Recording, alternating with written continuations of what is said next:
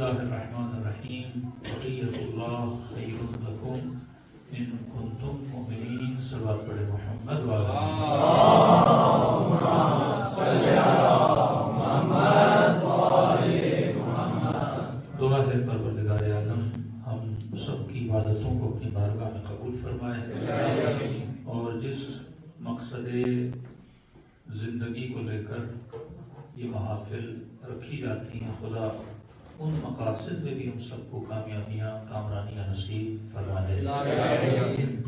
ایک خصوصیت جو ویسٹرن کنٹریز کی ہے ہر جگہ جانا ہوتا ہے تو پڑھنے والا تو ویسے ہی تھکا ہوتا ہے لیکن سننے والے اس سے زیادہ تھکے ہوتے ہیں. تو اس میں آپ کا بھی قصور نہیں ہے. صبح سے شام تک جوب اور مال دنیا اور بقائے حیات دنیا اور پھر یہاں پہ آ کر رزق اخروی بھی آپ حاصل کرنے کے لیے آتے ہیں.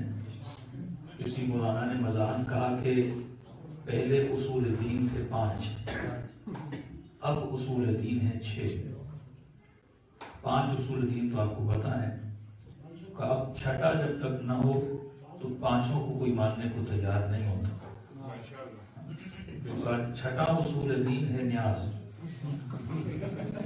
تو انشاءاللہ نیاز بھی ملے گی جو غذائے بدن ہے لیکن اس سے پہلے تھوڑی غذائے روح ہم لے لیں. 2 لفظ ہیں ایک ہے آرام ایک ہے سکون. آرام کا تعلق ہے انسان کے جسم سے.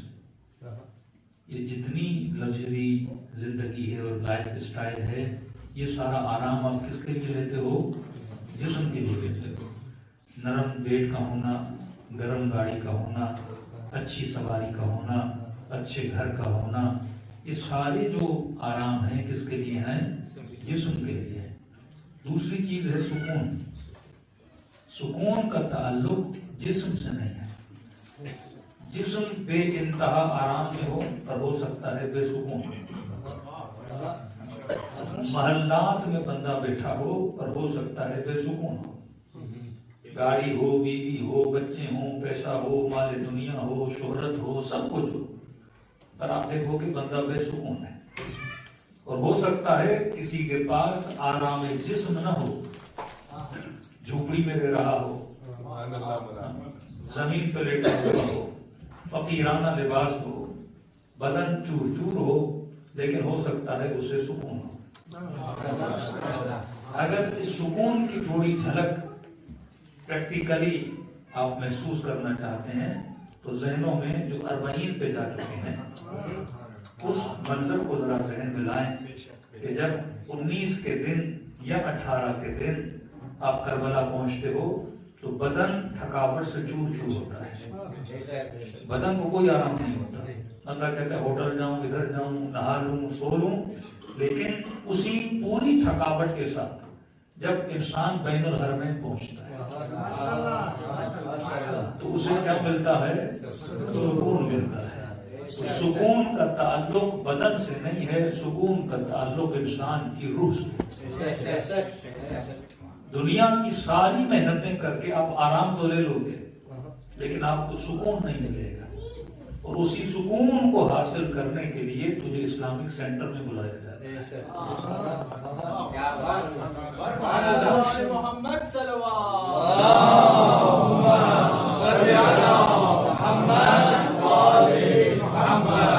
میں دھیمے دھیمے پڑھ رہا ہوں کیونکہ یہاں جگہیں بھی چھوٹی ہیں لاؤڈوں میں بھی اتنا دم نہیں ہے. آپ بھی تھکے ہوئے ہیں. تو ایک ہے آرام ایک ہے سکون. سکون کا تعلق ہے روح سے. آرام کا تعلق ہے بدن سے. اب آپ کہیں گے کہ مولانا یہ روح کیا ہے کہ جس کو سکون ملتا ہے؟ بدن تو ہمیں نظر آتا ہے نرم بستر پہ سوئے ٹھنڈی ہواؤں میں رہے. سورہ رحمان میں خدا جنت کی جتنی نشانیاں بتاتا ہے ان کا تعلق ہے آرام سے. کہ حوریں ملیں گی غلماں ملیں گی ٹیک لگا کے جناب بیٹھے ہوں گے نیچے سے نہریں چل رہی ہوں گی وہ دودھ کی نہریں وہ شہد کی نہریں. ان سب کا تعلق کس سے ہے؟ جسم سے. لیکن جہاں پر کہتا ہے نا کہ جب رب سے ہم کلام ہوں گے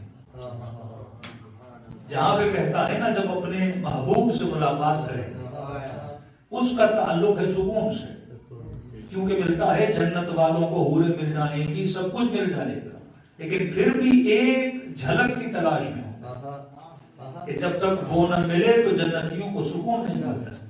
तभी हम मज़ाहन एक सवाल करते हैं, ये सवाल मज़ाहन हकीकत में नहीं है कि जनाब उस जन्नत में जाना पसंद करोगे जिसमें हुसैन नहीं है, उस जन्नत में जाना पसंद करोगे जहाँ अली इब्न अबी तालिब नहीं।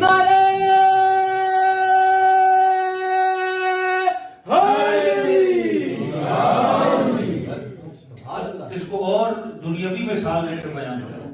मसलन किसी को यहाँ असाइलम मसलन देते हुए, मोस्टली तो यहाँ पे टेक्निकल बेसिस पे और स्टूडेंट वीजे पे हैं, लेकिन जब किसी ने असाइलम लिया तो कई सालों तक अपने वतन नहीं जा सकते। कई ऐसे लोग हमें ऑस्ट्रेलिया में मिले, मोर देन 15 ईयर्स हो गए कि मौलाना वालिद से नहीं मिला, वालदा से नहीं मिला, बहन से नहीं मिला।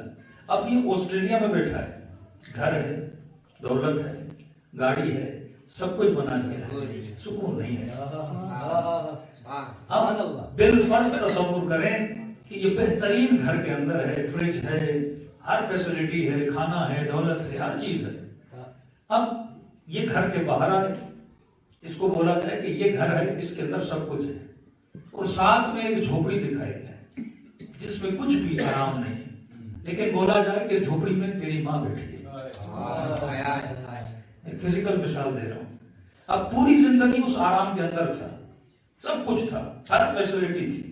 बोला जाए कि भाई ये घर है, लेकिन अगर माँ के साथ रहना है तो इस झोपड़ी में रहना पड़ेगा, जहाँ शायद सर्दी भी हो, जहाँ शायद बेहतरीन बंदोबस्त न हो।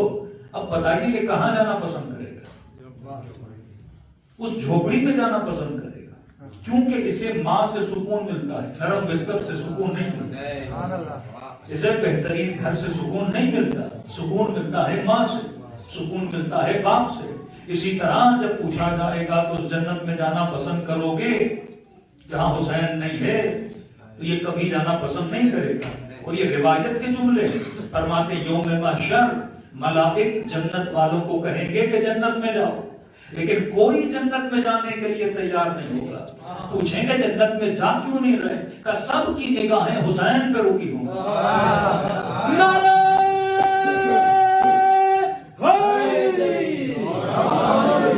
सब की निगाहें मोहम्मद और आले मोहम्मद पे रुकी होंगी। खुदा ने वो सुकून रखा है अहले बैत अलैहिस्सलाम में, जो सुकून जन्नत की नेमतों में भी नहीं है, क्योंकि अल्लाह की सबसे बड़ी अगर नेमत है तो वो नेमत मोहम्मद और आले मोहम्मद है। सल्लल्लाहु अलैहि मोहम्मद व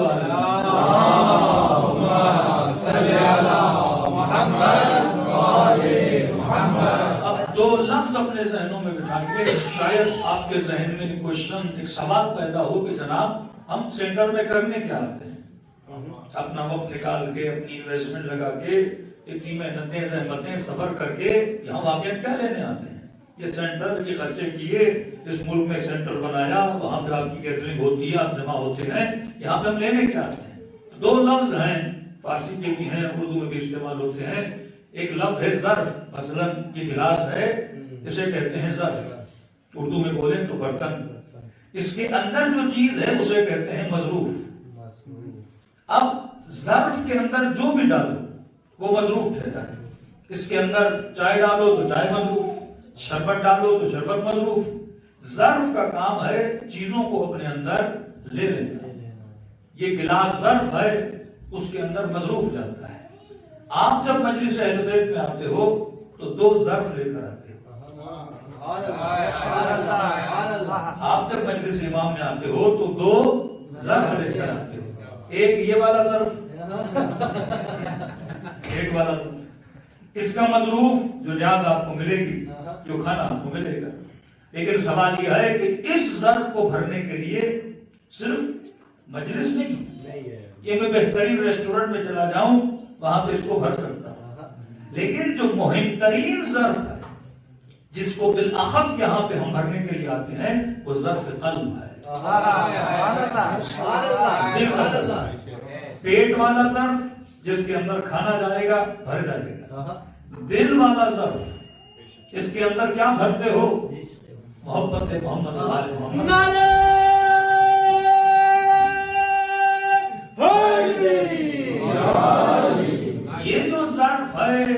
اگر یہ سینٹر نہ ہو، میرا سوال یہ ہے، آپ سینٹر سے باہر گئے، باہر کی دنیا آپ کے ظرف میں کیا بھر رہی ہے؟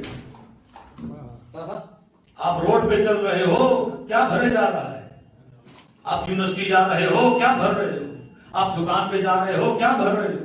آپ کسی گاڑی کو دیکھ رہے ہو تو کیا بھر رہے ہو؟ اگر اس ظرف میں کوئی چیز ڈالنی ہے تو اس کے کچھ دریچے ہیں، اس کی کچھ کھڑکیاں ہیں، اس کے کچھ ونڈوز ہیں جس کے ذریعے سے ظرف میں چیزیں جاتی ہیں. تو معصوم فرماتے ہیں دل کے ظرف کو بھرنے کے لیے جو ونڈوز خدا نے بنائی ہے، وہ ونڈو یا آنکھ ہے، وہ ونڈو یا کان ہے، وہ ونڈو یا زبان ہے، یا ہاتھوں سے لمس کر کے مس کر کے چیزوں کو اپنے دل میں ڈالتے ہو. اب فرمایا جس چیز کو دیکھو گے اس کی محبت دل میں جائے، جس سے باتیں کرو گے اس کی محبت دل میں جائے، جس سے چیٹنگ کرو گے اس کی محبت دل میں جائے گی، جسے لائک اور ان لائک کرو گے اس کی محبت دل میں جائے گی، جسے سبسکرائب کرو گے اس کی محبت دل میں جائے گی. اب یہ پورے 24 گھنٹوں میں جو تو دیکھ رہا ہے وہ محبتیں دل میں ڈال رہا ہے، لیکن دنیا کی محبتیں دل میں ڈال رہا ہے. اگر محبت محمد اور آل محمد ڈالنی ہے تو تجھے سینٹر میں آنا پڑے گا، ذکر محمد اور آل محمد سننا پڑے گا. یہ واحد وہ مکان ہے جو تمہارے ظروف کو عشق محمد اور آل محمد سے بھر لیتا ہے. اور یہ ظرف اتنا حساس ہے کیونکہ اگر ظرف میں جس محبت کو ڈالو گے وہی محبت تجھے اپنی طرف کھینچے، کیونکہ ہمارے وجود کی جو گریوٹی ہے وہ قلب ہے. دیکھیے یہ جو گریوٹی کا کانسیپٹ ہے نا، ایک ہے گریوٹی بالجبر، ایک ہے گریوٹی بالاختیار. ایک چیز میں کشش ہے لیکن بالجبر ہے. مثلا ممبر سے میں نیچے کودوں اور میرا دل ہو کہ نیچے نہ جاؤں اوپر جاؤں، لیکن جاؤں گا کہاں؟ نیچے جاؤں گا.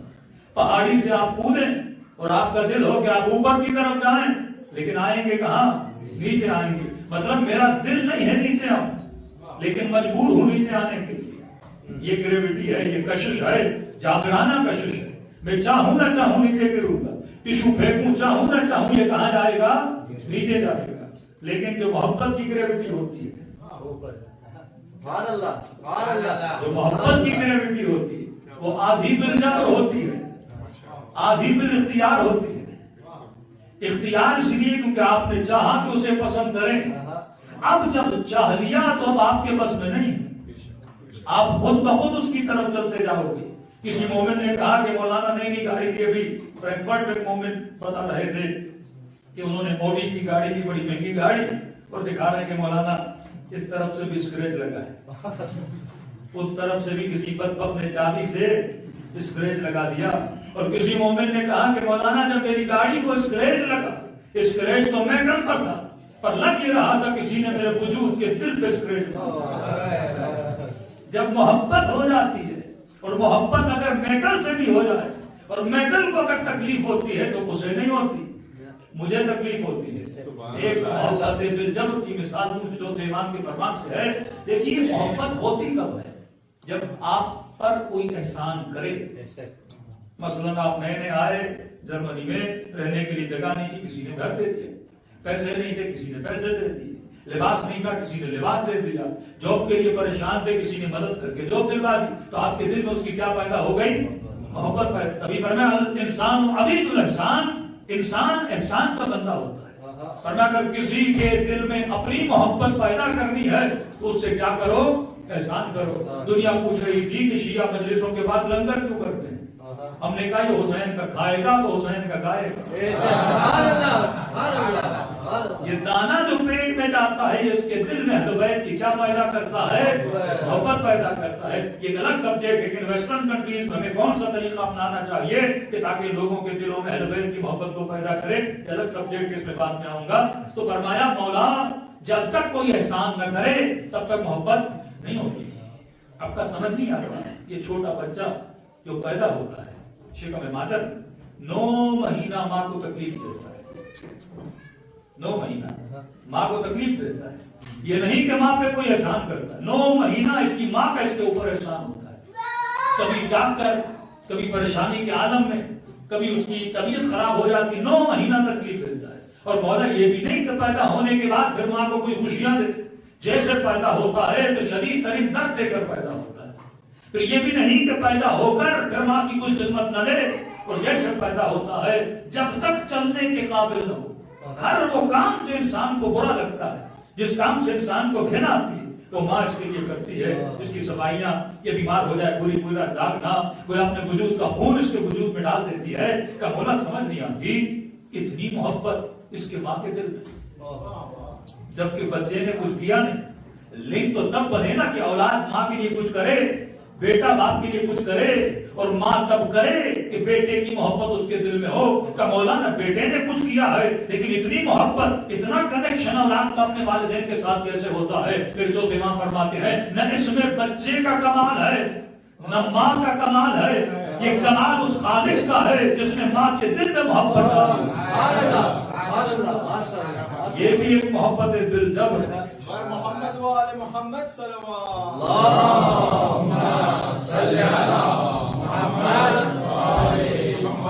اس میں ماں کا اختیار نہیں ہے، بچہ پیدا ہوا آٹومیٹکلی اس کے دل میں محبت چلی، اولاد پیدا ہوئی آٹومیٹکلی محبت چلی۔ اسی لیے فرمایا اپنی اولاد سے محبت کرنا یہ کوئی کمال نہیں ہے، اپنی بھائی بہن بھائیوں سے محبت کرنا یہ کوئی کمال نہیں ہے، کیونکہ یہ محبت فطری محبت ہے، یہ محبت نیچرل محبت ہے۔ کمال تب ہے جب تو عاقلانہ محبت میں گرفتار ہو جائے، کمال تب ہے جب تو اختیاری محبت میں گرفتار ہو جائے۔ اور فرما اگر اس کمال کو دیکھنا ہے تو کربلا کے میدان میں جا، اگر دو بھائی ہوں اور الگ الگ ماؤں سے پیدا ہوئے، باپ ایک ہے ماں الگ الگ ہے، اب ایک ماں سے اگر دو بھائی ہو، دوسرا بھائی دوسری ماں سے ہو، تو نیچرلی مجھے کس سے محبت ہونی چاہیے؟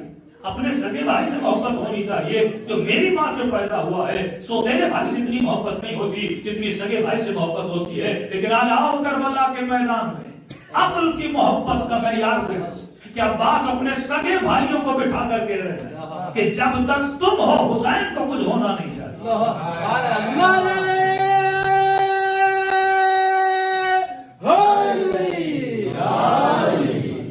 عقل کی محبت۔ اب بھائی کہہ تو سکتے تھے بھائی ہم سگے ہیں اور ہمیں سوتیلے پہ قربان کر رہے ہو، تو جواب دیا ہم ام البنین کے بیٹے ہیں، تو فاطمہ زہرا کا بیٹا۔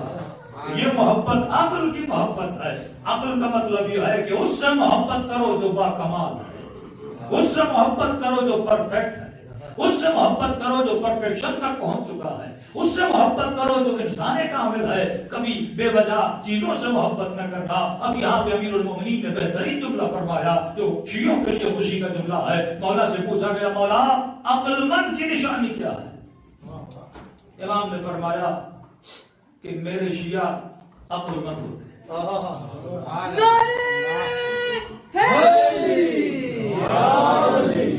کہ ہمارے شیعہ عقل مند ہوتے ہیں۔ آپ خوش ہو گئے، آپ نے نعرہ مار دیا کہ امیر نے گواہی دے دی کہ شیعہ کیا ہوتے ہیں؟ عقل مند ہوتے ہیں۔ اب آپ ڈھونڈتے پھریں گے اگر کوئی غیر شیعہ ملا، علی نے کہا ہے ہم عقل مند ہیں، تم سارے بیوقوف۔ پھر مولا سے پوچھا گیا مولا بول تو دیا کہ شیعہ عقل مند ہیں، لیکن دلیل بھی تو نہیں، اپنے منہ میاں مرچی کو انسان نہ بنے، تو مولا دلیل تو دیں کہ واقعاً شیعہ عقل مند کیوں ہیں۔ اب دیکھیے عقل مند کی ظاہری کوئی نشانی تو نہیں ہے، نہ کوئی سینگ ہوتے ہیں نہ کوئی پونچھ ہوتی ہے، یہ الگ بات ہے کہ برادران وہابی نے شیعوں کی پونچھیں بھی بنا دی۔ یہ وزیرستان کا واقعہ بتا رہا ہوں کہ پہلے ہم سنتے تھے لیکن فزیکل اب پاکستان میں لوگوں نے بتایا، کہا کہ ہم مولانا کسی جیولوجسٹ تھے، مختلف پہاڑوں سے پتھر کی تلاش میں ایک پروجیکٹ ان کو ملا تھا، اور کہتے ہیں جی وزیرستان اور ان پہاڑیوں کے سلسلے میں چلتے گئے، ایک مسجد میں نماز کا وقت ہوا، ہم نماز پڑھنے لگے، کہ جیسے نماز پڑھی تو شیعہ ہیں ہاتھ کھول کے نماز پڑھی اور سامنے کوئی پتھر وتھر ملا تو وہاں اب جتنے مسجد میں دوسرے نمازی تھے، کوئی آگے سے دیکھے، کوئی پیچھے سے دیکھے، کوئی دائیں دیکھے، کوئی بائیں دیکھے۔ ہماری نماز ختم ہوئی، ہمارا جو ڈرائیور تھا جو پشتو سمجھتا تھا مجھ سے کہا پوچھو تو صحیح مسئلہ کیا ہے؟ کہا کہ آپ کون ہیں؟ شیعہ ہیں؟ کہا ہم شیعہ ہیں۔ کہ ہمارے مفتی صاحب نے بولا شیعوں کی پوچھ ہوتی، شیعوں کے بڑے بڑے کان ہوتے ہیں، کہ ہم پریشان ہیں، آپ تو ہم جیسے دیکھتے ہیں۔ کہ جس نے بولا ہے تو اس سے پوچھو۔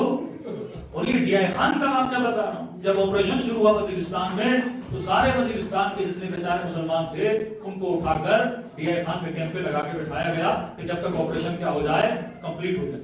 تو کہتے ہیں کہ مولانا جب جلوس نکلا محرم کا یہ سارے ہمیں دور سے دیکھ رہے تھے اور بار بار کہہ رہے تھے تو دکھنے میں بھی ہم جیسے ہیں, یہ تو چلنے میں بھی ہم جیسے ہیں. پھر مسئلہ کیا ہے کہ ہمارے مفتی نے بولا ہے کیونکہ شیعہ فلاں فلاں کو نہیں مانتے لہٰذا ان کے کان بڑے ہو گئے ہیں, ان کی پونچھیں نکل آئی ہیں. امیر المومنین نے فرمایا کہ عقل مند کی کوئی نشانی ظاہری نشانیوں سے پتہ نہیں چلتا کہ کون عقل مند ہے کون عقل مند نہیں ہے, لیکن ایک نشانی امیر نے بتائی, فرمایا شیعہ سب سے عقل مند. کہ مولا کوئی نشانی تو بتائیے. فرمایا عقل مند کی دو نشانیاں ہیں. ایک مین نشانی جو امیر بتاتے ہیں, فرمایا عقل مند کی نشانی, عقل مند کا پتہ ایک چیز سے چلتا ہے. مولا وہ کون سی چیز ہے؟ فرمایا عقل مند کا پتہ عقل مند کی سلیکشن سے چلتا ہے. عقل مند کا پتہ عقل مند کے انتخاب سے چلتا ہے. عقل مند کا پتہ عقل مند کے چناؤ سے چلتا ہے. کہا کہ مولا شیعہ عقل مند کیسے ہوئے؟ مسکرا کر کہا کیونکہ نبی کے بعد انہوں نے علی کو چنا.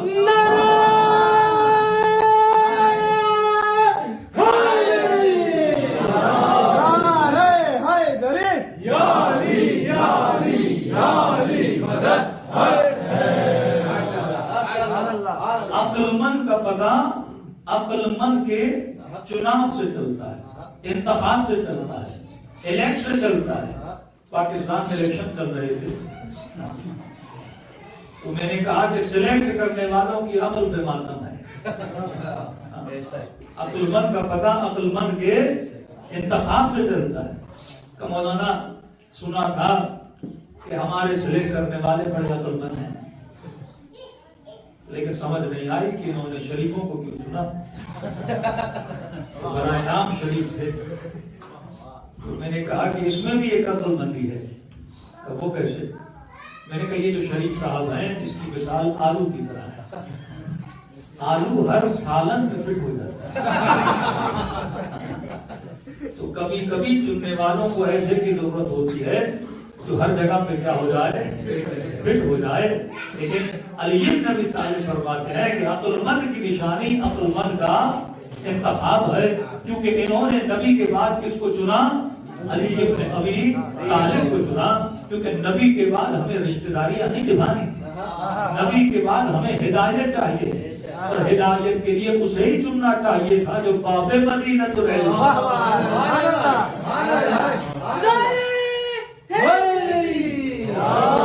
بالکل سمپل سی مثال دے رہا ہوں. اللہ نے یہاں کو دی ہے. مثلا مولانا یہاں پہ بیٹھا ہو, آپ بھی آئے, بھائی کو لے کر آئے, چچا کو لے کر آئے, والد کو لے کر آئے. اب آپ سے بولا گیا کہ بھائی مجلس پڑھنی ہے, کون پڑھے؟ آپ نے کہا اپنے ابا سے بڑا پیار ہے اسے بٹھا دو. آپ نے کہا بھائی مجھے بڑا اچھا لگتا ہے, بھائی کو بٹھا دو. تو دنیا کیا بولے گی؟ ذرا محبت اپنی جگہ, لیکن ممبر پہ اسے بٹھاؤ جسے مجلس آتی ہو, 4 حدیثیں آتی ہوں, 4 فرامین آتے ہوں.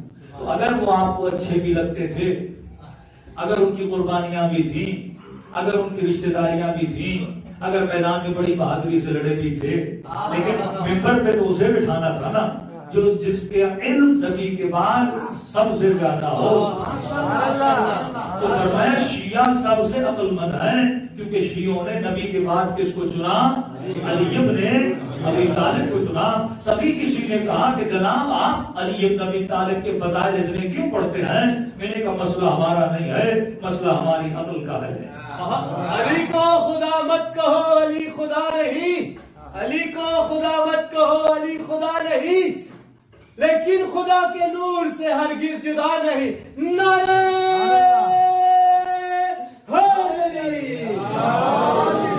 عقل کا فیصلہ ہے. تبھی فرمایا کہ عقل مند کا پتہ عقل مند کے انتخاب سے چلتا ہے. اب آپ کی پوری زندگی جو گزر رہی ہے وہ اسی انتخاب کی بنیاد پہ گزر رہی ہے. اب یہ انتخاب ہوتا کیسے ہے؟ اور اس انتخاب کا تعلق انسان کی محبت سے ہوتا ہے. اور یہ اتنا باریک نقطہ ہے. اگر محبت غلط تو انتخاب غلط, اگر محبت صحیح تو انتخاب صحیح, اگر محبت عاقلانہ تو انتخاب عاقلانہ, اگر محبت جاہلانہ تو انتخاب جاہلانہ، اگر محبتوں میں تعصب ہو تو انتخاب میں تعصب ہے، اگر محبت میں جہالت ہو تو انتخاب میں جہالت ہے۔ تبھی فرمایا سب سے باریک ترین نکتہ یہ ہے تو یہ سوچ اپنے دل کے پیالے میں، اپنے دل کے ظرف میں کس محبت کو ڈال رہا ہے۔ اگر محبت عاقلانہ ہوگی زندگی سکون سے گزرے گی، اگر محبت جاہلانہ ہوگی زندگی جہالت میں گزرے گی۔ پوری دعائے کمیل کے یہ جملے ہیں، اے خدا میں نے گناہ کیا کیونکہ دنیا نے دھوکہ دیا، اے خدا میں نے گناہ کیا کیونکہ میں ظالم تھا، اے خدا میں نے گناہ کیا کیونکہ میں شہوت میں آ گیا، اے خدا میں نے گناہ کیا کیونکہ میں دنیا کے دھوکے میں آ گیا۔ مطلب یہ میرے جتنے انتخابات تھے ان کے بیسس کو امیر المومنین بتا رہے ہیں کہ اے بندے خدا، اگر علی کا انتخاب اچھا ہو سکتا ہے، اگر عباس کا انتخاب اچھا ہو سکتا ہے، اگر زینب کا انتخاب اچھا ہو سکتا ہے، اگر علی اکبر کا انتخاب اچھا ہو سکتا ہے، کیونکہ ان کا انتخاب عقل کی بنیاد پہ تھا، ابن سعد کا انتخاب جہالت کی بنیاد پہ تھا، اور کا پہلا انتخاب جہالت کی بنیاد پہ تھا، دوسرا انتخاب حسین کی محبت کی بنیاد پہ تھا۔ چھوٹی سی مثال دے کے بیان کروں، مثلاً ایک گلاس ہے جس کے اندر پانی ہے، تصور کریں کہ آپ کے سامنے 4 گلاس ہیں، ایک گلاس کے اندر پانی، دوسرے گلاس کے اندر چائے، تیسرے گلاس کے اندر آب زمزم، اور چوتھے گلاس کے اندر خدا نخواستہ کوئی نشے والی چیز ہو۔ اب میں نے چاروں میں سے انتخاب کرنا ہے، اب کس بنیاد پہ انتخاب ہوگا، کس بنیاد پہ انتخاب ہوگا؟ ایک بندہ کہتا ہے مجھے چائے بڑی پسند ہے، پیتا ہوں تو سر کا درد ختم ہو جاتا ہے، وہ بڑھے گا چائے کی طرف، کس وجہ سے؟ سر کے درد کو دور کرے گا۔ دوسرا بندہ اس کے ذہن میں عقیدہ مضبوط ہے، محبت خدا ہے، وہ کہے گا سر کا درد اپنی جگہ لیکن میں آب زمزم پیوں گا۔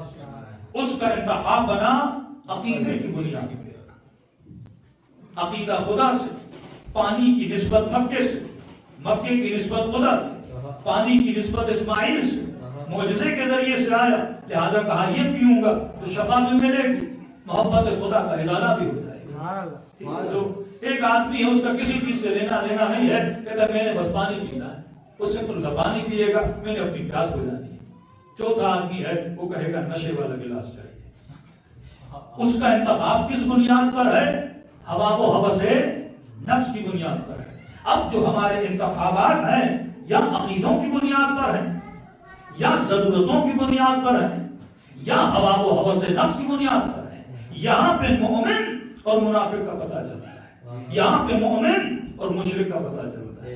ایک مرتبہ اب بچوں سے کام کرواتے ہو بالجبر کہ بیٹا نماز پڑھ، کہے گا بابا نہیں پڑھتا، بیٹی حجاب کر، کہ نہیں کرتی، تو ہم فوراً دلیل کیا دیتے ہیں؟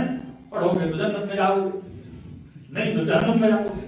اور وہ کہے گی دیکھا جائے گا جنت اور جہنم جب آئے گی کون جہنم میں ہے کون جنت میں ہے۔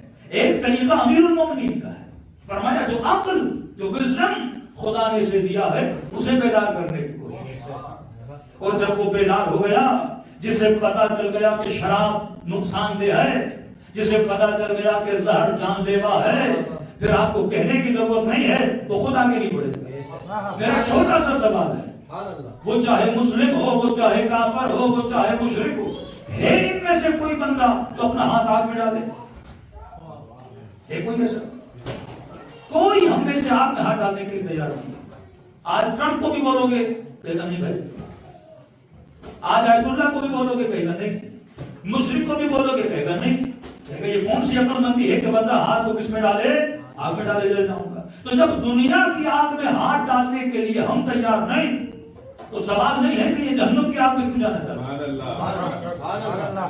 جب دنیا کی آگ ہم برداشت نہیں کر سکتے تو عقل کا تقاضا ہے کہ کوئی جہنم کی آگ میں جانا نہیں چاہے گا۔ اب آپ نے فلسفی بتانی ہے کہ جناب یہ عمل جہنم کی آگ بناتا کیسے ہے؟ جب اسے حقیقت جہنم کا پتہ چل گیا، جب اسے حقیقت جنت کا پتہ چل گیا، یہ کبھی بھی برائی کی طرف نہیں جائے گا۔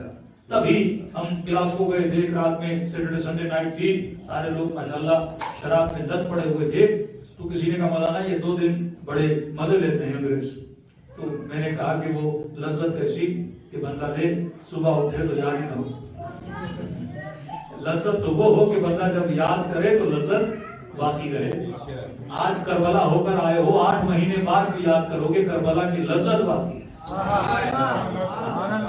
اصل لذت وہ ہے جو انسان کو خواب غفلت سے بیدار بھی ہو تو انسان کو وہ لذت یاد رہنی چاہیے. تو بھی امام نے فرمایا کہ 2 لذتیں ہیں، ایک لذت جسمانی، ایک لذت روحانی ہے. فرمایا جسم کی لذت محدود ہے، ختم ہو جانے والی ہے، روح کی لذت باقی ہے، ہمیشہ رہتی ہے. اور امام نے مثال دی کہ مولا ذرا فرق تو بتائیے کہ جسم کی لذت میں اور روح کی لذت میں فرق کیا ہے. معصوم فرماتے ہیں جو کھانا کھا کر لذت لے یہ ابھی تک مقام حیوان پر ہے، جو کھانا کھا کر مزہ لے یہ ابھی تک لذت جسمانی پر ہے، اور لذت جسمانی محدود ہے. آج کسی سے پوچھو کہ پرسوں کیا کھایا تھا تو ہمیں کل رات کا یاد نہیں، آپ پرسوں کا پوچھ رہے ہیں. پچھلے سال مجلس میں کیا نیاز ملی تھی کسی کو یاد نہیں رہتا کہ لذت جسمانی محدود ہے. فرمایا جو کھانا کھا کر مزہ لے ابھی تک یہ مقام حیوان پر ہے. کہ مولا لذت روحانی کیا ہے؟ فرمایا جسے کھانا کھلا کر مزہ لے. آپ کوئی اور رہا ہے لذت تجھے مل رہی ہے، بدن پہ لباس کسی اور کے پہنا رہے ہو لذت تجھے مل رہی ہے. تو یہ نادانوں کی بات ہے کہ علی رات کے اندھیروں میں اٹھتے تھے اور امیر المومنین بڑی تکلیفیں اٹھاتے تھے. ارے تجھے تکلیف لگ رہی ہے لیکن علی اپنے روح کو لذت دلا رہا ہے.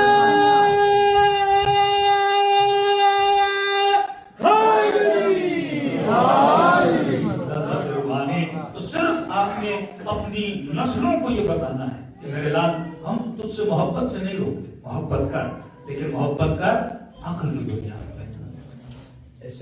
سارے معاملات ایک جیسے ہیں، بس سمجھنے کی ضرورت ہے. ہندوؤں کا ہندو کیوں بولتے ہو؟ کافر کیوں بولتے ہیں ہندوؤں کو؟ کیونکہ بت پرست کہتے ہیں بھائی پتھروں کو پوجتے ہیں، پتھروں کو چومتے ہیں، بت پرست. کسی ہندو نے کہا کہ آپ لوگ کیا کرتے ہو؟ کہا کہ پوری دنیا پتھر کے پھر تو گھوم رہے تھے، ہم نے پتھر کو چوما تو ہم بت پرست، ہم نے پتھروں پہ دودھ کا چڑھاوا چڑھایا تو ہم کافر، ہم پتھروں کے لیے حاجتیں مانگنے گئے تو ہم بد ہو گئے. اور کہا کہ سال میں ملینز مسلم جب جاتے ہیں حج پہ کیا کرنے جاتے ہیں؟ پتھر کا گھر، اسی گھر کے گرد گھومے جا رہا ہے، گھومے جا رہا ہے، گھومے جا رہا ہے. پھر وہ پتھر گھوم کے پورا ہو گیا، پھر کیسے یہ صفا و مروا دونوں پہاڑیاں پتھروں کی، ادھر بھی پتھر توڑ کے ادھر بھی پتھر. پھر کہا کہ کالا پتھر ہے حجر اسود، اس کالے پتھر کو چومنے کے لیے کہ ہمارے پتھر تو پھر بھی خوبصورت ہے، تمہارا تو پتھر بھی کالا، اور اس کو چومنے کے چکر میں کئی لوگوں کی جانیں بھی چلی جاتی، اس پتھر کو چوم رہے. پھر آخر میں شیطان کو کنکریاں مارتے ہو، تیرا شیطان بھی پتھر کا، تیری کنکری بھی پتھر کی، تیرے خدا کا گھر بھی پتھر کا.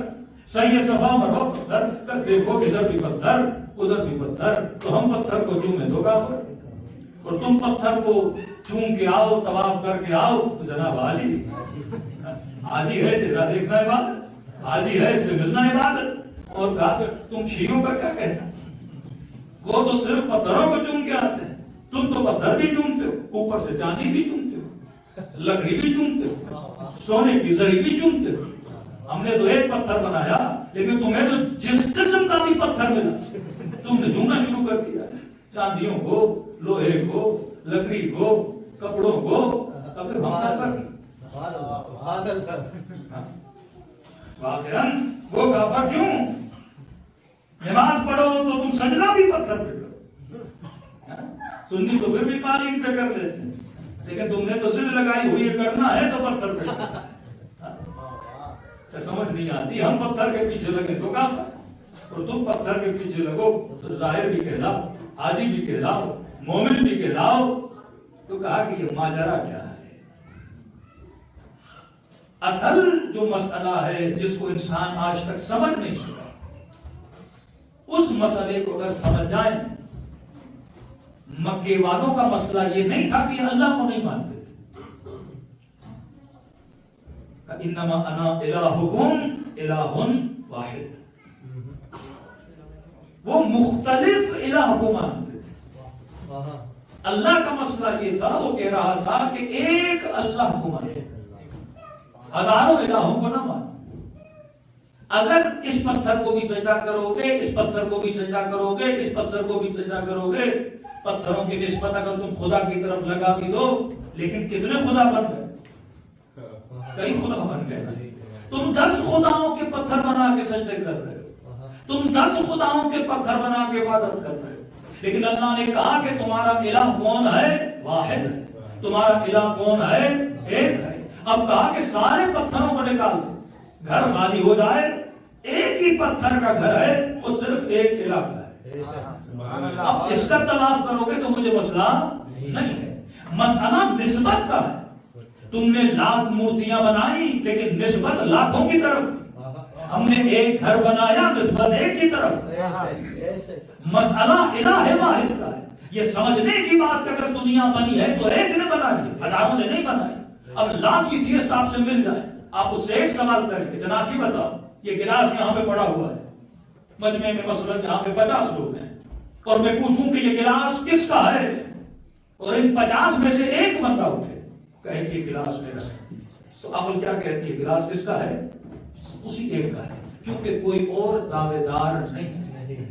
یہاں اہل بیت فرماتے ہیں آدم سے لے کر خاتم تک، آدم سے لے کر خاتم تک ایک بھی ایسا پروفٹ نہیں تھا جس نے اس اللہ کے علاوہ کسی اور اللہ کا اعلان کیا۔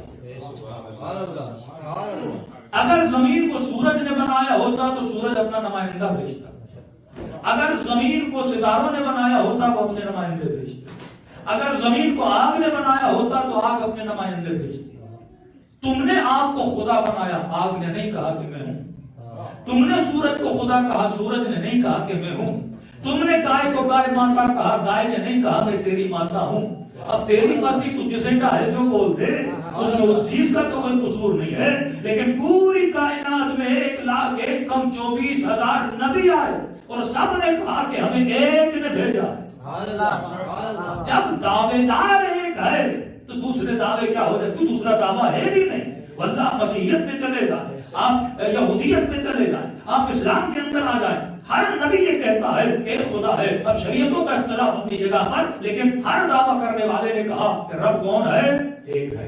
اصل مسئلہ ریفرنس کا، ورنہ خدا کی کسی اور چیز سے دشمنی نہیں ہے۔ یہی بکرا ہے کاٹو گے تو حرام ہے، لیکن بسم اللہ کہو گے تو حلال ہے۔ ریفرنس دو گے خدا کی طرف تو حلال ہے۔ یہی نکاح کا رشتہ ہے۔ مسئلہ کیا ہے؟ اگر مرد اور عورت آپس میں راضی ہیں، ایک رشتہ قائم کرتے ہیں، اسلام کہتا ہے حرام ہے، لیکن شادی میں بھی یہی ہے۔ نکاح میں عورت دعوت دیتی ہے میں آپ سے نکاح کرنا چاہتی ہوں اتنے پیسوں کے عوض، مرد کہتا ہے مجھے قبول ہے، جائز ہو جاتا ہے۔ تو وہاں بھی قبول و ایجاب ہے۔ تو انگریز آپس میں رشتہ بنا، یہاں بھی قبول و ایجاب ہے، لیکن اسے حرام کیوں کہا؟ اسے حلال کیوں کہا؟ کیونکہ اس حلال میں اللہ کا ریفرنس ہے، اس میں خدا کا ریفرنس نہیں ہے۔ چیزوں کو بسم اللہ پڑھ کے کھاؤ گے تو ریفرنس مل جاتا ہے۔ مطلب جس کا کھا رہے ہو اسے مانو تو صحیح، نہیں مانو گے تو رشتہ حرام ہے۔ اس لذت کو لے تو رہے ہو لیکن خالق لذت کو تو یاد کرو۔ اگر خالق لذت نہ ہوتا تجھے لذت کیسے ملتی؟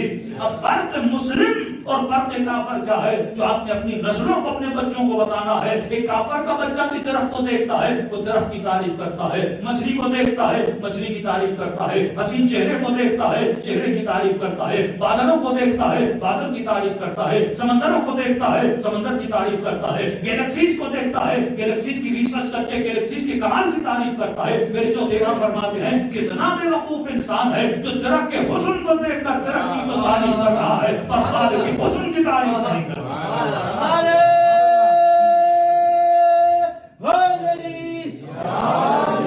جب تک ریفرنس نہیں دو گے اللہ کی طرف، اب 5 منٹ کے لیے سوچیے جناب کیا باکمال ہے۔ بچے سے پوچھیے میرے لال یہ پھول کتنا خوبصورت ہے، کہ ہاں بابا بڑا خوبصورت ہے۔ آپ مارکیٹ میں جاتے ہو، ٹیسکو وغیرہ پہ جہاں بھی آپ پتہ نہیں کون سے اسٹورز ہیں، آپ بائنگ کرتے ہو، پھول پڑے ہوتے ہیں نا، خوبصورت چیز کو دیکھ کے بچہ بھی بولے گا کتنا خوبصورت ہے۔ لیکن بچے سے یہ پوچھو میرے لال اگر یہ خوبصورت ہے اس میں اس کا کمال کیا ہے؟ ایک خاتون، ایک نوجوان جب آئینے کے سامنے کھڑا ہوتا ہے کہتا ہے بابا کیا میری آنکھیں، کیا میری رنگت ہے، کیا میرے بال ہیں، لیکن اس آئینے میں دیکھ کے یہ بھی تو بولو اس میں تیرا کمال کیا ہے۔ کوئی کالا ہے تو وہ نہ اس کا نقصان نہ اس کا ارادہ، کوئی گورا ہے تو نہ اس کا کمال، نہ کالے میں نہ گورے میں نہ چھوٹے میں نہ بڑے میں کسی کا کمال تو نہیں ہے۔ آئینے میں دیکھ کے بولو اس میں تیرا کمال کیا ہے؟ آنکھیں ایسی تو تیرا کمال کیا ہے؟ ہونٹ ایسے تو تیرا کمال کیا ہے؟ اگر تیرے بس میں ہوتا تو تو ویسا بناتا جیسا تو چاہتا، لیکن تو ویسا بنا ہے جیسا تم نے کبھی سوچا بھی نہیں۔ تبھی فرمایا عظیم چیزوں کو دیکھ کے سبحان اللہ بولا۔ ایک مچھر بھی اپنی بناوٹ میں باکمال ہے، ایک مکھی بھی اپنی بناوٹ میں باکمال ہے۔ جس طرح زمین میں گریویٹی ہے اسی طرح آپ کے اسٹمک میں گریویٹی ہے۔ کبھی نوٹ کیا ہے؟ آپ کھانا کھاتے ہو رکما کہاں جاتا ہے؟ نیچے۔ کسی نے کہا مولانا ایسا نہیں ہے، میں نے کہا ٹرائی کر کے دیکھنا، ایک مرتبہ الٹے ہو کے کھانا کھانا، سر نیچے ہو ٹانگیں اوپر ہو، لقمہ چبانا پھر بھی کہاں جائے گا؟ نیچے جائے گا۔ اسے پتا ہے کہاں گریویٹی کو رکھنا ہے، کہاں گریویٹی کو نہیں رکھنا۔ اسے پتا ہے آنکھ کو کہاں رکھنا ہے، کانوں کو کہاں رکھنا ہے۔ کبھی سوچا اگر خدا ناک نہ دیتا تو آپ کو ممبر پہ مولوی نظر نہ آتا، چار مولانا نظر آتے۔ یہ آنکھ کا بیلنس قائم کرنے کے لیے اللہ نے کیا دی ہے؟ ناک دی ہے۔ اب روحوں کو دیکھیں، پسینہ آتا ہے ڈائریکٹ آنکھ میں نہ جائے، آنکھوں کے اوپر پلکے دی تاکہ نہ جائے۔ آنکھ کو چربی کا بنایا، آنکھوں کا پانی نمکین بنایا، منہ کا پانی میٹھا بنایا۔ لیکن اگر الٹا کر دیتا، منہ کا پانی نمکین ہوتا تو منہ خشک ہو جاتا، آنکھوں کا پانی میٹھا ہوتا تو آنکھیں خشک ہو جاتی۔ اسے یہ نالج کی بیس پر ہے کہ میں نے کس چیز کو کہاں رکھنا ہے۔ اب جس بدن میں شعور نہیں ہے، جس بدن میں نالج نہیں ہے، جس بدن کو پتہ ہی نہیں میں کون ہوں، یہ بدن اپنے کو بنا نہیں سکتا۔ سوال یہ ہے کس نے بنایا؟ تو فرمایا بدن کو دیکھ کر بدن کی تعریف کرنے والے کافر ہیں، لیکن حسن کو دیکھ کر خالق کے حسن تک پہنچنے والے صلوات پڑھے محمد اللہم صلی علی محمد وآلِ محمد۔ دیگر صلوات پڑھے اللہم صلی علی محمد وآلِ محمد۔ اب ایک چھوٹا سا طریقہ بولوں، ٹائم بہت ہو گیا، ایک میسج بھی آپ لوگوں کے لیے ہو جائے۔ اکثر لوگ ان سوسائٹیز میں رہتے ہوئے ایک کوشچن کرتے ہیں کہ مولانا ہم یہاں پہ اپنی نسلوں کے سروائیول کے لیے، ان کے دین اور ایمان اور اسلام کی بقا کے لیے کیا کریں؟ ایک شرعی مسئلہ، اگر مجھے 90% اور 85% یہ بلیو ہو جائے کہ میری نسلیں اس سوسائٹی میں شاید کافر ہو جائیں، مور دین 85% بلیو ہو جائے اگر نسلیں کافر ہو جائیں تو یہاں رہنا شرعی طور پہ حرام ہو جاتا ہے۔ یہ بالکل ایسے ہے کہ جیسے آپ ایک کھانا کھا رہے ہیں، کوئی آپ کو 85% پتا ہے اس کھانے میں زہر ہے تو کھانا کھانا حرام ہو جاتا ہے۔ لیکن سروائیول کے لیے میں یہاں کیا کروں؟ تو میں نے ایک بہت سمپل سا آپ کو فارمولا دے رہا ہوں، اور لاجیکل فارمولا جس کو عقل کبھی رد نہیں کر سکتے۔ ایک لفظ استعمال ہوتا ہے کنٹرول شیڈ، کنٹرول شیڈ جو فارمنگ جانتے ہیں۔ صلوات پڑھیں اللہم صلی علی محمد وآلہ۔ ذرا غور سے سنیے گا کہ آپ کے کام کی بات ہے۔ جیسے مرغیوں کی فارمنگ ہوتی ہے، انڈوں کی فارمنگ ہوتی ہے، تو اس میں وہ کیا بناتے ہیں؟ کنٹرول شیڈ بناتے ہیں۔ کنٹرول شیڈ کیوں بنائے جاتے ہیں؟ مثلا آسٹریلیا کی بھینس کو میں پاکستان لے جاتا ہوں، گائے کو۔ اب آسٹریلیا کا ٹیمپریچر مثلا 30 کا ہے اور میں اسے لے گیا مثلا سندھ کے شہر سکھر سپی میں جس کا ٹیمپریچر 50 کا ہے۔ وہ 50 کلو دودھ دینے والی گائے 50 دن سے زیادہ زندہ نہیں رہ سکتی، کیونکہ اس کا انوائرمنٹ اور پاکستان کے گرم شہر کا انوائرمنٹ سیم نہیں ہے۔ لیکن اسی کا ایک اگر میں نے اس گرم ٹیمپریچر میں سروائیو کروانا ہو تو میں اسے کنٹرول شیڈ میں لے جاؤں گا، جہاں پہ میں ٹیمپریچر کو مینٹین کروں گا، 27 کا ٹیمپریچر 30 کا ٹیمپریچر رکھوں گا تاکہ یہ گائے وہاں پہ سروائیو بھی کرے اور اتنا دودھ بھی دے۔ اب آپ آئے ہو ایک مسلم انوائرمنٹ سے، رہ رہے ہو ایک کفر کی انوائرمنٹ۔ اب وہاں پہ جو سروائیول تھا وہ آپ کا انوائرمنٹ تھا، یہاں پہ ٹوٹلی انوائرمنٹ ہو رہے۔ تو یہ ذہن رکھنا کہ میں وہاں کے انوائرمنٹ اس انوائرمنٹ میں آؤں گا تو سروائیو کر جاؤں گا، نہیں، حال وہی ہوگا جو آسٹریلین بھینس کا ہوا ہے۔ اب وہ 40 دن میں مر جاتی ہے، شاید آپ کو 30 سال لگے، شاید آپ کو 20 سال لگے، کیونکہ امپاسبل ہے۔ انوائرمنٹ، ایک پودا جب گرم انوائرمنٹ میں فصل دیتا ہے، اسے ٹھنڈے انوائرمنٹ میں لے جاؤ کوئی فصل نہیں دیتا۔ ایک ٹھنڈے انوائرمنٹ والا پودا اگر گرم انوائرمنٹ میں آتا ہے وہ کبھی بھی سروائیو نہیں کرے گا۔ فارمنگ بھی آپ دیکھیں گے جرمنی میں کئی ایسی فارمنگ ہے جہاں پہ کور فارمنگ کی ہوئی ہے، انہوں نے پلاسٹک لگائی ہوئی ہے تاکہ اندر کا انوائرمنٹ ہو اور سبزیاں اگ سکیں۔ ایک ہی صورت میں یہاں پہ سروائیول ہے۔ سروائیول تب ہے جب ہم کیا بنائیں، ایک کنٹرول شیڈ بنائیں، کنٹرول شیڈ میں اپنا انوائرمنٹ کریٹ کریں۔ اس کی ایک مثال یہ امام بارگاہ ہے۔ آپ نے ایک جگہ دی جہاں پہ آپ نے کنٹرول انوائرمنٹ بنایا۔ اب جو بھی بندہ اس امام بارگاہ میں آتا ہے اسے یہ نہیں لگتا وہ جرمنی میں ہے، وہ ناموں کو دیکھے گا، سریوں کو دیکھے گا، ایسے لگے گا میں پاکستان کی کسی امام بارگاہ میں، میں کربلا کی کسی حسینیہ میں ہوں، میں ایران کی کسی امام بارگاہ میں ہوں۔ جیسے یہاں کے مختلف کونسلیٹس اور ایمبیسیز ہوتی ہیں، آپ پاکستان میں اگر ایرانی ایمبیسی میں جاؤ گے اندر جاتے ہی لگتا ہے ایران میں آ گیا، یہاں پہ پاکستانی کونسلیٹ میں جاؤ گے اندر جاتے ہی لگے گا میں پاکستان کے اندر آ گیا۔ تو کونسلیٹس اور ایمبیسیز اپنے کونسلیٹ کا جو انوائرمنٹ ہے وہ اپنی کنٹری کا انوائرمنٹ بنا سکتے۔ تو جب تک یہاں پہ ایک ہی سروائیول کا ذریعہ ہے اور وہ یہ ہے کہ آپ اپنی اولاد کے لیے، اپنی نسلوں کے لیے کیا بنائیں، ایک کنٹرول شیڈ بنائیں اور ایک ایسا انوائرمنٹ کریٹ کریں جہاں پہ وہ بچہ جب بڑا ہو اسے یہ محسوس ہو کہ میں خاص انوائرمنٹ میں بڑا ہوں۔ کئی چوزے ہیں غلط انوائرمنٹ نہ ملے چوزہ مر جاتے ہیں، لیکن آپ صحیح انوائرمنٹ دو، ویکسینیشن کرو تو وہ بھی سروائیول کے قابل بن جاتے ہیں اور اس انوائرمنٹ سے نکلنے والوں سے زیادہ مضبوط بھی ہوتے ہیں۔ ایک بھینس جو آسٹریلیا سے پاکستان آتی ہے پھر اس کا بچہ جب اس انوائرمنٹ میں بڑا ہوتا ہے اس کے اندر یہ طاقت ہوتی ہے، وہ دونوں انوائرمنٹ میں سروائیول کی طاقت ہے۔ اگر یہاں پہ کنٹرول انوائرمنٹ اپنے بچوں کو وہ تربیت دو اور واقعا اگر ویسی تربیت دی تو یہ بچہ شاید اس سوسائٹی سے بھی یہاں زیادہ مضبوط ہو جائے۔ اب سوال یہ ہے میں نے اس انوائرمنٹ کو بنانا کیسے، یہ پوری سائنس ہے۔ معصوم فرماتے ہیں جس میں بصیرت نہیں وہ مسلمان نہیں۔ کئی ایسے یو کے میں مسلمان ملے، کئی ایسے آسٹریلیا میں ملے، بیٹی 18 کی ہو گئی، بیٹا 16 ہو گئے، اب رو رہے مولانا کوئی دعا بتائیے، کوئی ایسا بتائیے، بیٹا کسی انگریز کے ساتھ چلا گیا۔ میں نے کہا بندے خدا علی نے عقل دی تھی اور شروع میں بتایا تھا عقل کا پتہ انسان کے انتخاب سے چلتا ہے۔ جب تم سردی کے موسم میں آتے ہو تمہیں یہ پتا ہے کہ میں نے سویٹر کا بندوبست کرنا ہے، گرمی کے موسم میں جاتے ہو تمہیں پتا ہے کہ میں نے ایئر کنڈیشن لگانی ہے، سفر میں جاتے ہو تمہیں پتا ہے میں نے کھانے کا بندوبست کرنا ہے۔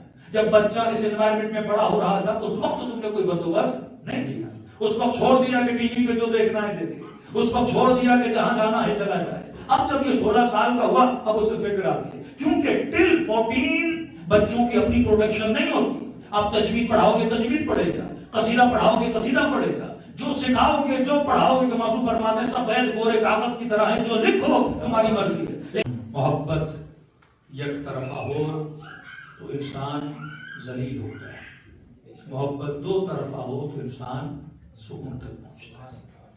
ایک طرفہ محبت ہمیشہ انسان کو پریشان کرتی ہے کیونکہ محبت امید پیدا کرتی ہے۔ آپ بیٹے سے محبت کرو گے نا امید رکھو گے، بیوی سے محبت کرو گے امید رکھو گے، بیوی شوہر سے محبت کرے گی ایک امید رکھے گی میرے لیے یہ کرے وہ کرے۔ اہل بیت کے ساتھ بھی محبت دو طرفہ ہونی چاہیے۔ کئی لوگ کہتے ہیں نا امیر المومنین سے اتنی محبت ہے مولا یہ دعا قبول کیوں نہیں کرتے، وہ کیوں نہیں کرتے، امیدیں رکھتے ہیں نا ہمارے پاس۔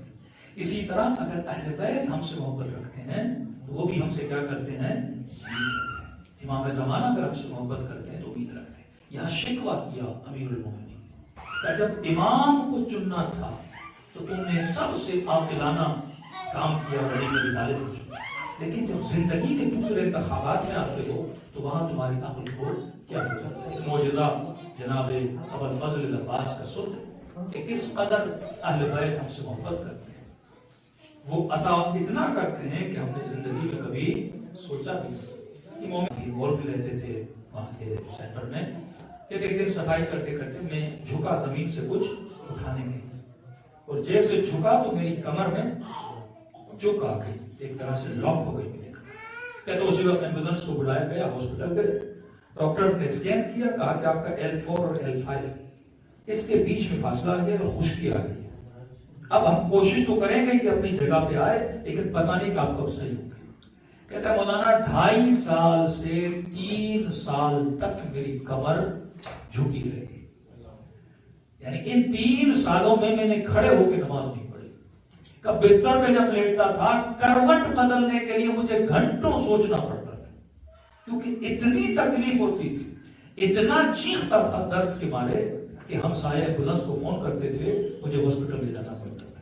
آخر میں ڈاکٹر نے ہاسپٹل بولا، ایک فارم دیا کہ آپ کا ایک آپریشن کریں گے، 40% چانسز ہیں کہ شاید آپ ٹھیک ہو جاؤ، 60% چانسز ہیں یا پیرالائز ہو جاؤ یا شاید آپریشن فیل ہو جائے.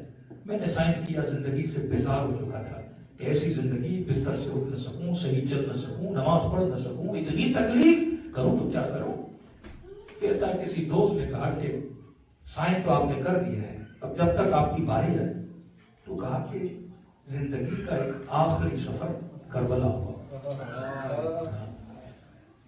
کہتا ہے مولانا جب سوچا کہ واقعا شاید اس آپریشن کے بعد مر جاؤں، ایک زیارت اہل بیت تو اپنے نام اعمال میں لکھوا گیا. دنیا میں تو تکلیف لی، لیکن کم از کم قبر سے جب اٹھایا جائے تو یہ شفاعت اہل بیت تو میرے نصیب ہو. کہتا میں نے فوراً فلائٹ بک کی، جتنی تکلیف تھی اس تکلیف کے ساتھ میں پہنچا کربلا. کہتا امام حسین کی زیارت، حضرت عباس کی زیارت، لیکن دل کو جاتا تو رش تھی، کہیں دھکا نہ لگ جائے، تکلیف ہوتی تھی. تو میں اکثر راتوں کو جاتا تھا اور حضرت عباس کی زیارت کے لیے. کہتے قطعاً میں نے کبھی جتنی مرتبہ زیارت پہ گیا میں نے کبھی یہ دعا نہیں کی کہ حضرت عباس مجھے شفا دیجیے. دعا بس یہ تھی کہ مر جاؤں آپ کو بد بخیری ہو، مر جاؤں تو قبر میں آپ کی مجھے شفاعت چاہیے. یعنی ایک مرتبہ کئی نبی تھے کہ مولانا گئے مجھے تو شفاعت نہیں ملی. بھائی تم گئے ہی لالچ کی نیت سے تھے، یہ گیا ہی اس لیے تھا کہ اپنی آخرت کو آباد کروانا ہے. کہتا ایک رات حضرت عباس کی زری کی زیارت کر کے، اور چہرہ غازی کی زری کی طرف تھا، اسی طرح کمر جھکی ہوئی اور پیچھے کی طرف آ رہا تھا. اتنے میں کہتا ہے کہ عرب آیا قد بلند، قد کپڑا، اور وہ عربی پرانا لباس اس نے پہنا ہوا، سر پہ ٹوپی. اور میں نے دیکھا کہ وہ حضرت عباس کی زری کی طرف پڑا اور کبھی زری کو مس کر کے اپنے بازوؤں پہ، زری کو مس کر کے اپنے سینے پہ، زری کو مس کر کے اپنی شکم پہ. تو میں نے محسوس کیا جس کو جو تکلیف ہے وہاں زری کو کیا کر رہا ہے، مس کر رہا ہے. میں دیکھ رہا تھا، لوٹ رہا تھا. اس نے پھر مجھے دیکھا، کہا کہ کمر میں تکلیف ہے. میں نے کہا کہ پھر اس طرح پیچھے کیوں جا رہے ہو؟ کہ آؤ اپنی زری کو عباس کی، اپنی پیٹھ کو عباس کی زری سے کیا کرو، مس کرو. میں نے کہا میں پاکستان سے ہوں، ہمارے یہاں بڑی بے ادبی ہے، ہم باہر بھی جاتے ہیں تو پیٹھ نہیں کرتے غازی عباس کی زری، ہم چہرہ زری کی طرف ہوتا ہے، پیٹھ پیچھے کرتے ہیں. کہ وہ صحیح ہے ادب اپنی جگہ، لیکن میں کہہ رہا ہوں اپنی پیٹھ کو مس کرو عباس کی زری سے. کہتا اس کا کہنا تھا بے ساختہ میں نے پیٹھ حضرت عباس کی زری کی طرف کی اور اپنے مہرے حضرت عباس کی زری سے میں نے مس کیے. کہتے مولانا، یہ بھی زندہ بھی ہوں میں، کہتے مولانا جیسے بیٹری کا ہلکا سا کرنٹ لگتا ہے ویسے ہلکا سا کرنٹ میری کمر کی ان ہڈیوں کو لگا. کہ کرنٹ کا لگنا تھا اور میری کمر سے دی. سبحان اللہ. کہتا زندگی میں محمد بلندر صلوات اللہم صلی علی محمد وآل محمد. کہتا 3 سال کے بعد پہلی مرتبہ میں نے کھڑے ہو کر نماز پڑھی. اور کہتا وہ گریا کیا میں نے نماز میں کہ میں زندگی میں اتنا رویا نہیں.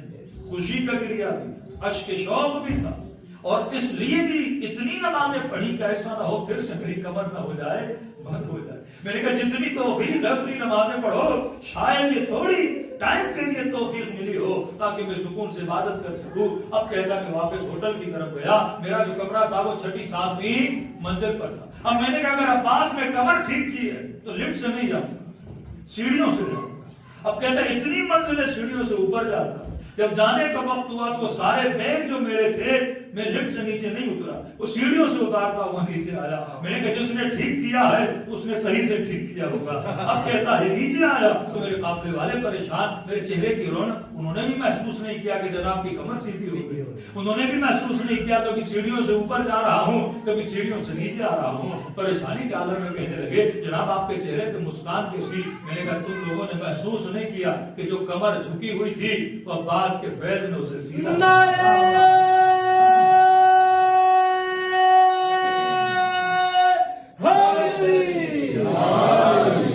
خدا نے ایسی ہستیاں تھیں جو سوائے محبت کے کچھ نہیں مانتی، جو مقام کمال پر ہے۔ واللہ آج ایک انگریز نے جب نہج البلاغہ پڑھی، وہ ڈھونڈتا ڈھونڈتا پوچھتا ہے کون ہے کون ہے، کسی نے کہا شیعوں کے پاس جاؤ۔ ایک شیعہ کو ملا اور کہنے لگا یہ علی ابن ابی طالب کہاں ملے گا؟ کیوں کہ ہمیں ملنا ہے اس سے، اتنی اچھی کتاب لکھی ہے انہوں نے۔ تو انہوں نے کہا جناب یہ 1400 سال پہلے انتقال ہو چکا ہے۔ تعجب سے کہنے لگا ان کی کتاب پڑھ کے مجھے ایسے لگتا ہے جیسے آج کے زمانے میں کسی نے کتاب لکھی۔ ایسے اہل بیت کی ازواج مقدسہ اللہ نے ہمیں نصیب کی۔ پروردگار بحق محمد و آل محمد اس محبت کو باقی و دائم رکھے۔